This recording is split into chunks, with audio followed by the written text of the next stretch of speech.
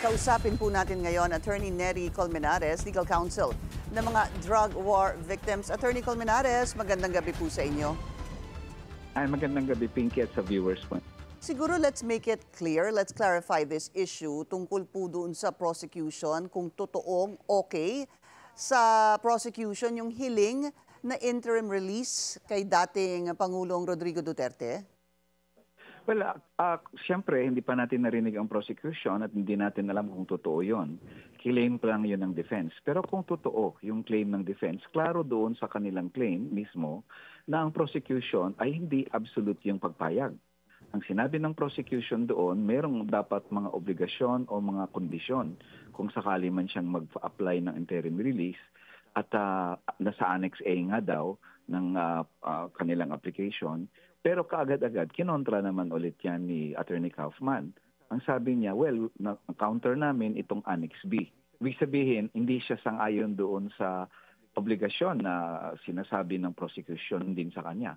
So, ibig sabihin may debate pa ito, Pinky. Opo. Kung papayag ang may debate pa between the prosecution and the defense kasi ano bang classic imposition o kondisyon ang ilalatag ng whoever kung sakali man mag-grant yung interim release niya. Pero pangalawa, yes. At doon po sa sinasabi niyong annex, balikan lang po natin. Babasahin ko po yung number 3 doon sa makikita sa ICC interim release. Ano po?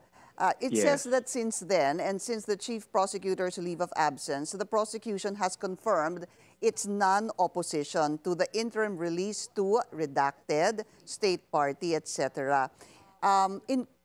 Within the terms and conditions set out, yun po yung sinasabi nyo in Annex A to this filing would be met.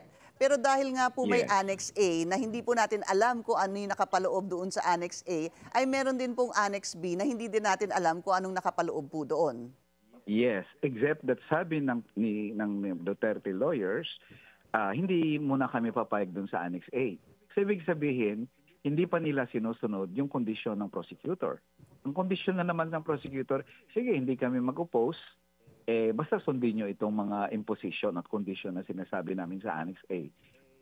Apparently, hindi rin nila gusto siguro yon. Kaya sabi nila, meron kaming Annex B na ito yung kondisyon. Siguro maluwag yun, Pinky. Mas maluwag na kondisyon yun, kaya nila kina-counter-offer.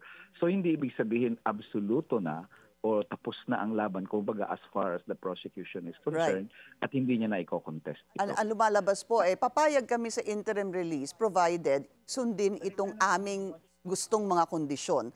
To which the defense was saying, ay sandali lang, ito naman ang aming mga kondisyon. Sa ganito pong pagkakataon, papaano ho mare-reconcile at sino po ang mananaig dito sa mga kondisyon that are set out for the possible interim release of the former president? Una, hindi natin alam kung umuo nga ang prosecutor. We'll wait for that. But even then, ang mga biktima ay siyempre magpa-file kami ng opposition doon sa application for interim release. In the end, ang ICC ang magdidesisyon, yung pre-trial chamber. Pero ang decision niya nakabatay sa Article 58 ng Rome Statute. Yun ang nakalagay sa rules nila. Yung interim release na yan, ibabatay ang qualification doon sa Article 58. At ang Article 58 may tatlong nakasaad. Una, ang akusado na kung sakali mang qualified siya siguro sa interim release o hindi siya arestuhin dapat, una, siya mag-a-appear sa trial. Susunod niya ang utos ng ICC. That's the first. Ang second is, hindi niya i-endanger ang investigasyon o yung proceedings ng ICC. At pangatlo, hindi siya magko-commit ng additional crimes. Opo. Sa una pa lang, Pinky, tapos na ang laban. Kasi hindi ma-assure talaga ng ICC that President Duterte will appear in the trial. Matapos niyang binira ang ICC, wala siyang respeto, hindi niya kinikilalang jurisdiction, tapos ngayon bigla niyang sabing, susunod ako sa utos niyo. Hindi siya mapagkatiwalaan ng ICC. Lalo na, Pinky, alam ni President Duterte na the moment na magkaroon ng trial, the moment na ma-confirm ang charges at may trial, tapos na ang laban kasi wala siyang ebidensyang masasubmit sa trial that will prove na wala siyang kinalaman sa EJK. Kaya ang ginagawa nila, hinaharang nila ang trial by the jurisdiction at kung anong mga question, tapos ito ng may interim release. Opo. The moment ma-confirm ang charges, Pinky, at may trial na, option na ngayon ni President Duterte kung sakaling ma-release man siya. Option niya na ngayon ang tumakas.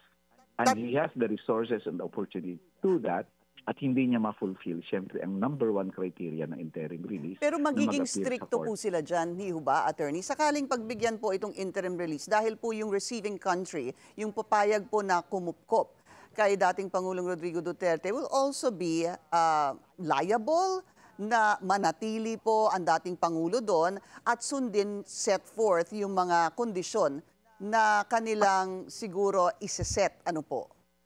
Actually, hindi ko makita kung paano maging liable ang country ngayon in the sense na paano, hindi naman sila pwedeng parusahan ng ICC. They offer their good office dito sa amin. Hindi namin napigilan, nakatakas nga sa mga maximum security prison ang ilang So, wala akong makitang sanction kasi sa country na I yon. see. In any case, kahit pa man mag-stricto ang bansa na yun, kung anumang bansa yung tatanggap sa kanya, hindi na natin control yun eh. Mhm. Kaya isa yan sa main ground ng opposition namin na hindi ma-assure yung appearance niya sa trial. Ang second na ground namin ay magti-threaten siya. He can orchestrate the threats to the investigation and proceedings. Kasi Pinky, under attack yung pamilya ng biktima, ang kabugado ng pamilya ng biktima, ang witnesses namin, under attack. I mean, after the arrest, grabe lalo ang atake sa amin. Yeah, Hirap but, nga kami, attorney, Pinky, maghanap ng witnesses ngayon. ang gusto ko So, pong malaman, threatened talagang investigation. Sorry. sorry Yes. sir, ang gusto ko pong malaman dito, mabalikan ko lang po yung sinabi nyo kanina, humingi na ho ba ang pre-trial chamber ng any manifestation from the victim's side regarding this interim release that the defense is asking? Kumbaga, humingi na ho ba sila sa mga biktima ng manifestation hinggil dito? Hindi pa. Pero doon sa confirmation of charges kasi bago lang itong interim release, hindi pa kami nakatanggap. Pero alam na doon sa confirmation of charges kasi kasama doon na hiningian ang mga biktima. So isama na namin doon sa comment namin sa confirmation of charges yung opposition. In any case, kahit humingi o hindi humingi ang ICC, papadala namin yan at sana naman i-consider ng ICC ang opinion ng biktima. Kasi ang samang mensahe, Pinky, pag ma-release si President Duterte, parang inuna pa siya, ang convenience niya, inuna pa kaysa sa kalagayan ng mga biktima na hindi man lang nagkaroon ng hustisya sa ilalim ng halos 8 taon na matapos nang sila namatayan ng kaanak, ang karumal-dumal na krimen. So we're really hoping the ICC will consider and our opposition. In any case, we will still submit it whether or not the ICC will inform us. At gagamitin namin yung dalawang nabanggit ko na he will endanger the investigation in the Philippines. Matitindi ang threats laban sa pamilya, especially after ma-release siya. At sa mga witnesses namin, hirap na ngayon sa investigasyon dahil ang mga witnesses lalong natatakot ngayon. Naka-release si Duterte. Lalo pa ngayon matakot ang mga witnesses mag-testify kung ang kanilang tinitestifyan against ay naka-release. And secondly, we think hindi ma-assure ng ICC na a-appear siya sa trial at pwede talaga siyang tumakas. Attorney, sa palagay niyo ho ba, if you were to guess, ano ho kayang bansa itong willing to receive the former president? Well, actually, I don't really know, no. Ang ang rules ng ICC, yung can offer good offices to host an accused is a member, of course, but also a non-member. Pwedeng non-member eh. Nakalagay yan sa rules ng Rome Statute na even a non-member may offer na sige dito siya sa amin. Pero, hindi ho ba, attorney, lalawak ngayon yan. pero kailangan po ng approval ng Approval ng council. ICC, of course. Opo, okay. Kailangan ng approval ng ICC. Ngayon, kung may nag-offer na state party, probably mas piliin yun ng ICC, pero hindi natin alam. Baka ang kinausap ng Duterte camp na bansa is not a member. We don't know that. Ibig ko lang sabihin, sila ang kumausap kasi. Si President Duterte ang kumausap sa third country, sa third party na yan, sa country na yan. Sa kanila nanggaling yon. Kung sino man yung kinausap nila, hindi natin alam. Mhm. Pero siyempre, tingin ko naman kung may pipiliin man sila, yung medyo tingin nila hindi sila dehado at the very least. No? So, in any case, kung saan mang bansa yan, I do not think they can assure the attendance of President Duterte, lalo na he's a very powerful individual, Alright. former president. Hindi siya helpless ngayon. Maraming salamat po sa inyong oras, Attorney Neri Colmenares, Legal Counsel ng mga drug war victims.